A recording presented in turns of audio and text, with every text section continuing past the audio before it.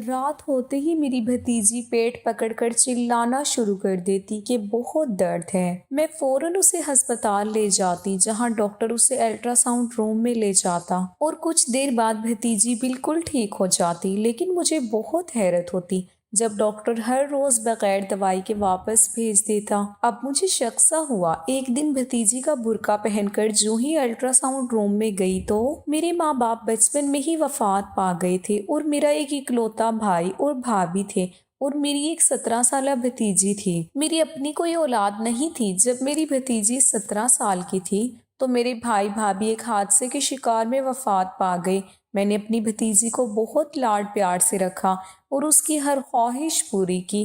وہ میرے گھر میرے ساتھ ہی رہتی تھی۔ ایک دن میری بھتیجی نے انٹرمیڈیٹ کے امتحانات پاس کیے تو ایک ہی ضد لگائی کہ شہر جا کر ڈاکٹری کی پڑھائی کرنی ہے۔ میں اس کی بات سن کر پریشان ہو جاتی کہ آج کل زمانہ بھی بہت خراب ہے اور گھر سے باہر تو کبھی نہیں نکلی سوائے اسکول اور کالج جانے کے، تو اتنے بڑے شہر میں اکیلی کیسے رہے گی؟ لیکن اکلوتی بھتیجی ہونے کے ناطے مجھے اس کی ہر ضد عزیز تھی اور میں نے ٹھان لی کہ اب مجھے اپنی بھتیجی کو ڈاکٹر بنانا ہے۔ میں نے اپنے شوہر سے اس بارے میں بات کی تو میرے شوہر نے بھی بلا جھجک اجازت دے دی۔ میری بھتیجی بہت خوش تھی کہ اب وہ اپنے خوابوں کو پورا کرنے کے لیے شہر جائے گی، وہاں پڑھے گی اور اپنے خوابوں کو پورا کرے گی۔ شہر کی یونیورسٹی میں اس کا داخلہ کروایا اور اسے ہاسٹل میں بھیج دیا۔ میرے دل میں 100 طرح کے وسوسے تھے، مگر پھر بھی دل بڑا کر کے اسے بھیج ہی دیا اور بہت زیادہ پیسہ بھی لگا، ابھی تو آگے اور زیادہ لگنا تھا۔ میں گھر میں کافی پریشان رہتی اپنی بھتیجی کو لے کر۔ میرے دل میں دھڑکا سا لگا رہتا کہ کہیں کچھ غلط نہ ہو جائے۔ پھر ایک دن رات کے وقت میری بھتیجی کا فون آیا تو وہ بہت زیادہ رو رہی تھی۔ میری تو جان ہی نکل گئی اور روتے ہوئے بس ایک ہی بات کی رٹ لگائے ہوئے تھی کہ اسے ہاسٹل میں نہیں رہنا، اسے گھر واپس آنا ہے۔ میری تو روح فنا ہو گئی۔ مجھے کچھ سمجھ نہ آئے کہ میں کیا کروں۔ میرا شوہر بھی کام کے سلسلے میں باہر گیا ہوا تھا اور میری بھتیجی کی ہچکیاں بھی عروج پر تھیں۔ میں نے اپنی بھتیجی کو تسلی دلائی کہ میں اسے لینے کے لیے آ رہی ہوں، بس وہ چپ کر جائے اور بتائے کہ کیا ہوا ہے، لیکن اس نے مجھے کچھ نہیں بتایا اور اتنا ہی کہا کہ اسے ہاسٹل میں نہیں رہنا۔ میں بے حد حیران پریشان تھی کہ آخری 2 مہینے میں ایسا کیا ہو گیا جو میری بھتیجی ہاسٹل میں اس قدر پریشان ہو گئی اور واپس آنے کی ضد کر رہی ہے۔ میرے شوہر کام سے واپس لوٹے تو میں نے انہیں ساری بات بتا دی۔ وہ بھی پریشان ہو گئے کیونکہ گاؤں سے اس وقت شہر جانے والی بھی نہیں تھی۔ میں نے اپنی بھتیجی کو دوبارہ فون کیا اور اس سے کہا کہ ہم تمہیں ابھی لے کر جاتے ہیں یا پھر صبح۔ اس نے اپنی ہچکیاں دباتے ہوئے کہا کہ آپ لوگ مجھے صبح آ کر لے جائیں۔ اگلی صبح ہم دونوں میاں بیوی بھتیجی کے ہاسٹل روانہ ہو گئے۔ وہاں جا کر ہم نے دیکھا کہ ہماری بھتیجی کی حالت شدید خراب تھی۔ وہ بخار میں مبتلا تھی اور اس وقت غنودگی میں تھی۔ میں اس کے قریب بیٹھی اس کا کندھا ہلایا اور اس کو پکارا تو میری آواز سنتے ہی اس نے اپنی آنکھیں کھولی اور مجھے دیکھتے ہی میرے گلے سے لگ کر زاروں قطار رونے لگی۔ اس کی حالت دیکھ کر میں اور زیادہ پریشان ہو گئی۔ تب تو مجھے یقین ہو گیا تھا کہ کچھ نہ کچھ تو ہوا ہے۔ میں نے اپنی بیٹی کے بعد اسے محبت سے پکارتے ہوئے کہا، بیٹا کیا ہوا ہے تمہیں؟ اس نے اپنی آنکھیں نیچے کر لی لیکن زبان سے ایک لفظ بھی ادا نہ کیا۔ میں نے بہت اصرار کیا لیکن اس نے مجھے اتنا ہی کہا کہ اسے کچھ نہیں ہوا، اسے ہاسٹل میں نہیں رہنا، مجھے گھر واپس جانا ہے، میرا آپ لوگوں کے بغیر دل نہیں لگتا۔ یہ بات بہت عجیب تھی کہ 4 مہینے ہاسٹل میں رہنے کے بعد میری بھتیجی کہہ رہی تھی کہ اس کا ہاسٹل میں دل نہیں لگتا۔ میں نے اپنے شوہر کو کہا کہ پریشانی کی کوئی بات نہیں، بس بچی ہاسٹل میں رہتے ہوئے تھوڑی گھبرا گئی ہے، کچھ دن کے لیے ہم اسے گھر لے جاتے ہیں۔ ہاسٹل انتظامیہ سے بات کرنے کے بعد میں اپنی بھتیجی کو کچھ دنوں کے لیے گھر لے آئی۔ گھر آنے کے بعد بھی اس کی حالت ٹھیک نہیں ہوئی بلکہ مزید بگڑتی چلی گئی۔ اس کو شدید بخار تھا اور وہ دن بدن کمزور ہوتی جا رہی تھی۔ بہت سارے ڈاکٹر سے اس کا علاج کروایا لیکن اسے کہیں پر بھی آرام نہیں مل رہا تھا۔ تقریباً 10 دنوں کے بعد اس کی حالت تھوڑی بہتر ہوئی تو ہم میاں بیوی کے دلوں کو بھی چین آیا۔ میری بھتیجی بہت ہنسمکھ اور خوش اخلاق تھی لیکن جب سے وہ بیمار ہوئی تھی ہر وقت اپنے کمرے کی لائٹ بند کر کے اندر ہی پڑی رہتی۔ آج بھی اسے کمرے سے باہر لے کر آئے اور دھوپ میں بیٹھنے کے لیے کہا۔ کچھ دیر تو وہ میرے سامنے بیٹھی رہی لیکن اس نے کوئی بات نہیں کی۔ پہلے تو وہ سارا دن مجھ سے باتیں کرتے ہوئے تھکتی نہ تھی اور اب اس قدر خاموش ہو گئی۔ اب تو مجھے چاہ تھا کہ آخر ہاسٹل میں ایسا کیا ہوا ہے جس نے میری معصوم سی بھتیجی کو مرجھا کر رکھ دیا ہے۔ کچھ دنوں تک اس کی حالت بہت بہتر ہو گئی اور وہ بالکل ٹھیک ہو کر پہلے جیسی ہو گئی۔ اس کو صحت مند دیکھ کر ہم دونوں میاں بیوی کا خون بڑھ گیا اور میری خوشی کی انتہا نہ رہی کہ میری اکلوتی بھتیجی پہلے کی طرح صحت یاب ہو رہی ہے۔ مجھے یہ بھی تھا کہ اس کی پڑھائی کا بھی بہت خرچ ہو رہا ہے لیکن اس کی پڑھائی صحت سے زیادہ ضروری نہیں تھی۔ جب وہ بالکل ٹھیک ہو گئی تو میں نے اسے کہا کہ بیٹا اب تمہیں یونیورسٹی واپس جانا چاہیے، تمہاری پڑھائی کا بہت خرچ ہوا ہے۔ میری بات سن کر وہ بہت پریشان ہوئی۔ مجھے اس کی پریشانی سمجھ نہ آئی۔ کچھ دیر کے بعد وہ بولی کہ آپ ٹھیک کہہ رہی ہیں، مجھے واقعی واپس جانا چاہیے۔ جب میں اس کے کمرے میں گئی تو وہ تکیہ منہ پر رکھے زاروں قطار رونے میں مشغول تھی۔ میں جلدی سے اس کے پاس گئی، اس کے منہ سے کپڑا ہٹایا اور اس سے پوچھا کہ کیا ہوا ہے تمہیں؟ کہنے لگی میرے پیٹ میں بہت شدید قسم کا درد ہے جو کہ ناقابل برداشت ہے۔ میں جلدی سے اسے چادر اڑا کر اپنے گاؤں کے کلینک آ گئی۔ ڈاکٹر نے اسے چیک کیا، اسے دوا دی، کہنے لگا کہ یہ دوا کھانے کے کچھ دیر بعد ہی بالکل ٹھیک ہو جائے گی۔ گھر آ کر میں نے اسے دوا کھلائی۔ تھوڑی ہی دیر کے بعد جب میں نے اس کی طبیعت پوچھی تو کہنے لگی کہ مجھے اب زیادہ درد نہیں ہو رہا، میرا دل اب ہر وقت بیزار رہنے لگا۔ میری ایک ہی بھتیجی تھی اور میری اپنی اولاد تو تھی نہیں، میں نے اسے اولاد سے بھی بڑھ کر پالا تھا اور وہ بھی ہمہ وقت بیمار ہے۔ یہ سوچ کر میں بہت غم زدہ ہو جاتی۔ اب تو یہ روز ہی ہونے لگا۔ اس کے پیٹ میں شدید درد اٹھا۔ میں اسے کلینک لے کر جاتی۔ کلینک میں ڈاکٹر الٹرا ساؤنڈ والے کمرے میں 10 منٹ تک اس کو چیک کرتا، دوا دیتا، کچھ دیر تک وہ ٹھیک ہو جاتی۔ لیکن کبھی کبھی مجھے لگتا کہ دال میں کچھ کالا ہے، لیکن پھر میں نے اپنی سوچ کو جھٹک دیا۔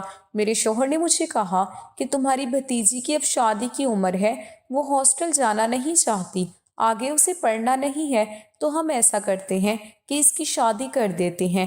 میں پریشان تھی کہ اپنے شوہر کو کیسے بتاؤں کہ اس کی تو صحت ہی خراب ہے، ہر وقت اس کے پیٹ میں درد رہنے لگا ہے، لیکن میں نے اپنے شوہر سے کوئی بات نہیں کی اور ان کی ہاں میں ہاں ملائی۔ ایک دن میرے شوہر نے مجھے کہا کہ ان کے دوست کا بیٹا ڈاکٹر ہے، وہ ہمارے گھر رشتہ لے کر آنا چاہتا ہے۔ میں نے کہا ٹھیک ہے، آپ بلا لیں۔ رشتہ دیکھنے کے لیے لڑکے کی ماں اور لڑکا آیا تھا۔ ہمیں لڑکا بہت پسند آیا۔ اس کا شہر میں گھر تھا لیکن وہ رشتہ کسی اچھے گاؤں والی سلجھی ہوئی لڑکی سے کرنا چاہتا تھا جو اس کا گھر اچھے سے سنبھال سکے، اور پھر میرے شوہر تو ان کے دوست تھے تو ہمیں بھی کوئی اعتراض نہیں تھا اور نہ انہیں کوئی اعتراض تھا۔ ہم لوگوں نے رشتہ پکا کر دیا۔ 2 مہینوں کے بعد شادی کی تاریخ بھی طے ہو گئی۔ میری بھتیجی ایک دم سے بالکل ٹھیک ہو گئی۔ اس بات نے مجھے حیرانی کے ساتھ ساتھ خوش بھی کر دیا۔ پھر وہ دن بھی آ گیا جس دن میں نے اپنی بھتیجی کو رخصت کر دیا۔ اس کے جانے کے بعد ہمارا گھر بہت ویران ہو گیا۔ میری بھتیجی ہمیں ملنے کے لیے 1 مہینے کے بعد آتی۔ میرے پوچھنے پر وہ ہمیشہ یہی کہتی کہ میں بہت خوش و خرم ہوں۔ اس کی یہ بات سن کر میں بھی پرسکون ہو جاتی۔ پھر ایک دن ایک فون کال نے میرے پاؤں تلے سے زمین کھینچ لی۔ وہ فون میری بھتیجی کے سسرال والوں کی طرف سے تھا۔ ہم لوگ جیسے ہی میری بھتیجی کے سسرال پہنچے، میری بھتیجی نے بتایا کہ میری ساس صبح کی گئی ہوئی ہے اور ابھی تک واپس نہیں آئی۔ پورا محلہ چھان مارا، کسی نے اسے صبح سے نہیں دیکھا۔ ہم لوگوں نے دوبارہ پورا محلہ چھان مارا لیکن بھتیجی کی ساس کہیں نہ ملی۔ میرے شوہر نے اپنے دوستوں کے ذریعے پولیس وغیرہ سے بھی رابطہ کیا۔ پولیس آ گئی لیکن بھتیجی کی ساس کے بارے میں کوئی پتہ نہیں لگا سکا کہ آخر وہ کہاں گئی۔ میری بھتیجی کے گھر میں ایک دم سے بوچھال آ گیا کہ آخر میری بھتیجی کی ساس کہاں جا سکتی ہے۔ ہم لوگ تو شام تک واپس آ گئے۔ بھتیجی کا شوہر بھی ملک سے باہر گیا ہوا تھا۔ میری بھتیجی کے شوہر کا نام علی تھا۔ 1 مہینے بعد اس کا شوہر بھی باہر کے ملک سے واپس لوٹ آیا لیکن اس کی ساس کا کوئی اتا پتہ نہیں تھا۔ 2 ہفتوں بعد ایک دن اچانک ہی میری بھتیجی شام کے وقت اپنے کپڑوں کا بیگ ساتھ لیے آ گئی۔ وہ بہت پریشان تھی۔ میں نے اسے بیٹھا کر پانی وغیرہ پلایا، اس سے پوچھا کہ کیا ہوا ہے تو میری بھتیجی نے کہا کہ پھپھو مجھے معاف کر دو، میں بہت بری ہوں۔ اس کی باتیں سن کر میں حیران رہ گئی۔ کہ آخر وہ ایسا کیوں کہہ رہی ہے۔ اس نے مجھے جو باتیں بتائیں انہیں سن کر میں ایک بار کانپ کر رہ گئی۔ میری بھتیجی نے مجھے بتایا کہ ساس کی گمشدگی کے بعد میرا شوہر باہر کے ملک سے لوٹ آیا۔ وہ بھی بہت پریشان تھا۔ اس نے ہر ممکن کوشش کی ڈھونڈنے کی، لیکن ان کا کہیں پتہ نہ کروا سکا۔ مجھے یوں محسوس ہوا جیسے وہ اپنی ماں کو لے کر بہت پریشان ہو، اسی لیے مجھے نظر انداز کر رہا ہے۔ لیکن کچھ دنوں کے بعد اس نے مجھے مکمل نظر انداز کر دیا۔ میں نے اس سے بات کرنے کی کوشش کی اور اس سے کہا کہ جب سے آپ آئے ہیں آپ نے میرے ساتھ کوئی بات چیت نہیں کی۔ میرا شوہر کہنے لگا کہ میں اپنی سرگرمیوں میں مشغول ہوں، مجھے کسی کی پرواہ کرنے کی کوئی ضرورت نہیں۔ اپنے شوہر کا یہ جواب سن کر مجھے یقین ہی نہیں آ رہا تھا کہ یہی میرا شوہر ہے جو مجھ سے اتنے میٹھے لہجے میں بات کرتا تھا، اب اس قدر تلخ بیانی کر رہا ہے۔ میں نے اس سے پوچھنے کی بہت کوشش کی کہ مجھ سے کوئی غلطی ہوئی ہے تو مجھے بتاؤ، لیکن اس نے اپنے لبوں سے کفل نہ ہٹائے۔ کچھ دن کے بعد مجھے یوں محسوس ہوا جیسے گھر میں کسی چیز کی تیاری چل رہی ہو۔ میں کچن میں آئی تو میری نند انواع و اقسام کے کھانے بنا رہی تھی۔ میں نے اس سے پوچھا کہ خیریت ہے، آج اس قدر تیاریاں کس بات کی؟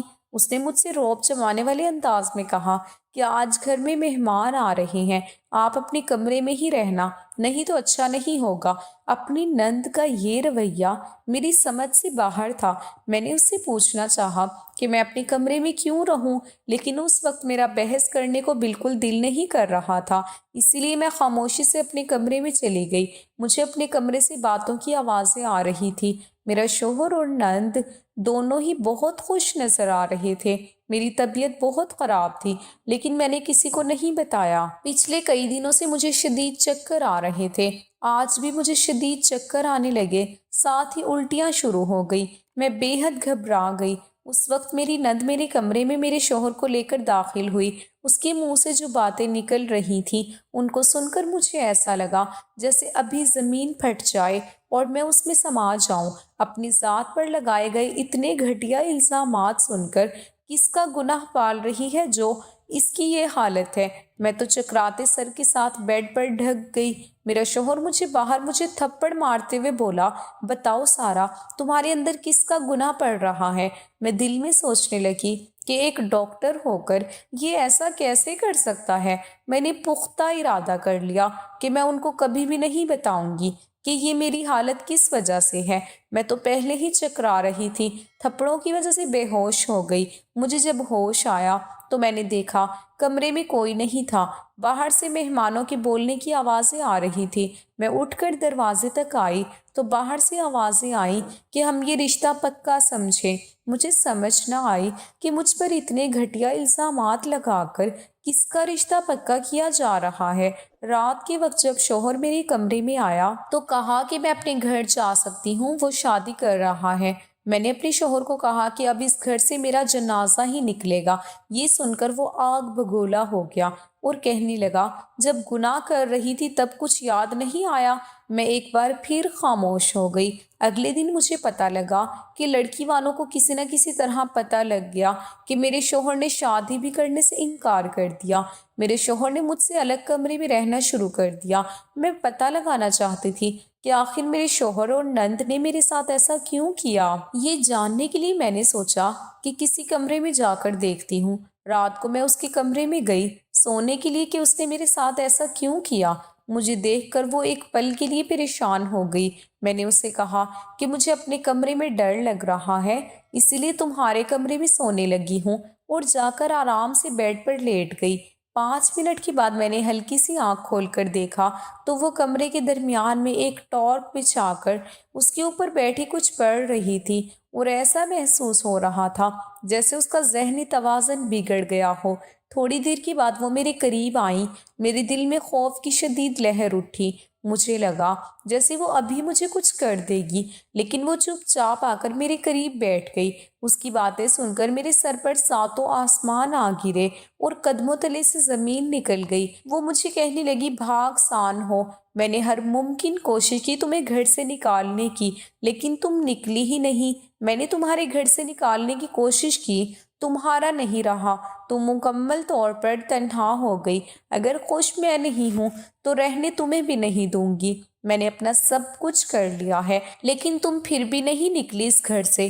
تمہارے موبائل فون سے میں نے تمہارے شوہر کو نقلی میسیجز بھیجے، جس سے ان کو پختہ یقین ہو گیا کہ تم اور مردوں کے ساتھ باتیں کرتی ہو، تمہارے غیر مردوں کے ساتھ تعلقات ہیں۔ پھر میں نے اپنے بھائی کی دوسری شادی کروانے کا سوچا، اس کا رشتہ بھی طے کر لیا۔ اب تمہارا سر درد اور الٹی آنا، ان سب نے میرا کام اور بھی آسان کر دیا۔ مجھے رات کو پتہ چلا کہ تمہیں کینسر ہے، تم بہت جلد مرنے والی ہو، تو اب مجھے تمہیں مارنے کا کوئی ارادہ نہیں ہے۔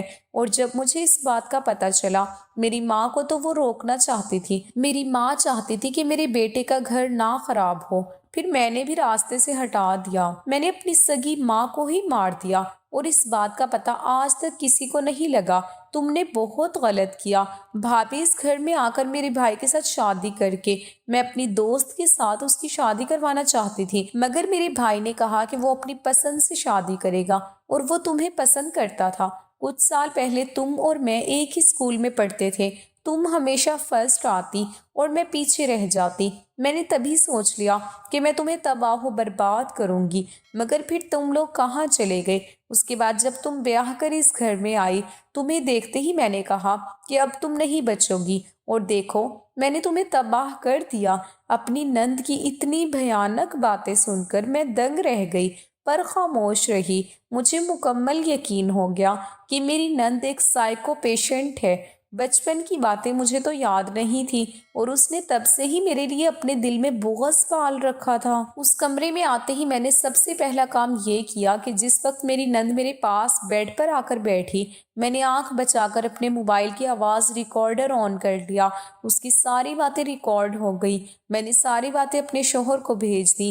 اپنی بھتیجی کی تمام باتوں نے میرے دل کو غم سے بھر دیا تھا۔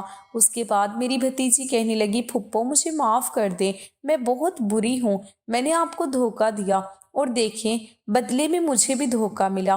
میرا شوہر مجھے کالج کے باہر ملا تھا، میں اسے پسند کرنے لگی۔ جب مجھے پتہ چلا وہ شہر میں رہتا ہے، میں نے آپ سے ضد کی کہ مجھے شہر میں پڑھنا ہے۔ میں شہر پڑھنے چلی گئی، وہاں میں روزانہ اپنے ڈاکٹر شوہر سے ملتی۔ پھر ایک دن اس نے مجھے بتایا کہ وہ مجھ سے شادی کرنا چاہتا ہے۔ میں نے بھی ہاں کر دی۔ اب میں آگے نہیں پڑھنا چاہتی تھی، اس لیے میں نے اتنے دنوں تک بیماری کا ناٹک کیا، اور جب میرے پیٹ میں درد ہوا تو کلینک جانے لگے۔ وہاں میں نے دیکھا اندر کلینک میں علی بیٹھا ہے، وہ اپنے کسی دوست ڈاکٹر کی جگہ پر آیا تھا۔ یہ سن کر پھر میں روزانہ کلینک جانے لگی۔ میں روز اندر علی سے باتیں کرتی، جب آپ اندر آتی تو چیک اپ کا بہانہ کر لیتے۔ پھر جب آپ کو شک ہونے لگا تو علی نے مجھے کہا کہ اب میں کلینک نہ آیا کروں۔ ایک دن جب میرا برقع اڑ کر آپ لینے گئی، اس دن بھی علی اندر نہیں تھا، تو آپ کو کچھ پتہ نہیں چل سکا۔ پھر جب علی نے رشتہ بھیجا تو میں ہر بیماری بھول گئی، شادی کی خوشیوں میں مصروف ہو گئی۔ کچھ عرصے بعد میرے سر میں شدید درد اٹھا، پیٹ میں بھی مجھے پتہ چلا کہ مجھے کینسر ہے۔ تب علی کام کے سلسلے میں باہر گیا ہوا تھا۔ جب واپس آیا تو میں اسے بتانا چاہتی تھی، لیکن نہیں بتا سکی۔ لیکن پھپھو دیکھے نا، میری خوشیوں کی عمر کتنی چھوٹی تھی۔ رات کو مجھے پتہ چلا میری نند میرے ساتھ حسد کی آڑ میں یہ سب کر چکی۔ میرے شوہر نے میرا اعتبار نہیں کیا، اب میں اس گھر میں کبھی نہیں جاؤں گی۔ میری بھتیجی کی باتیں میرا دل چھیل رہی تھی، میں نے اسے اپنے سینے سے لگا لیا۔ اگلے دن صبح کے وقت میری بھتیجی کا شوہر آ گیا، اس نے بھی مجھ سے معافی مانگی۔ میری بھتیجی کو دکھ دینے کے لیے وہ بے حد شرمندہ تھا، میری بھتیجی کو واپس لے گیا۔ میری بھتیجی کے شوہر نے اس کا بہت علاج کروایا، اس نے اپنی بہن کو گناہوں کی سزا دلانے کا فیصلہ کیا۔ پھر میری بھتیجی کی نند کو پولیس پکڑ کر لے گئی، جیل میں اس کا بہت بھیانک انجام ہوا، دماغی طور پر اور اب جسمانی طور پر بھی مفلوج ہو کر رہ گئی۔ میری بھتیجی اب خوش و خرم زندگی گزار رہی ہے۔ ہمیں اپنے بڑوں کو دھوکہ نہیں دینا چاہیے، نہ ہی کسی سے حسد کرنا چاہیے، ورنہ یہ چیزیں انسان کی زندگی تباہ و برباد کر کے رکھ دیتی ہیں۔ آپ کو اگر یہ کہانی اچھی لگی ہے تو اس ویڈیو کو لائک کیجیے، اور اس طرح کی مزید کہانیاں سننے کے لیے ہمارے چینل کو ضرور سبسکرائب کیجیے۔ اللہ حافظ۔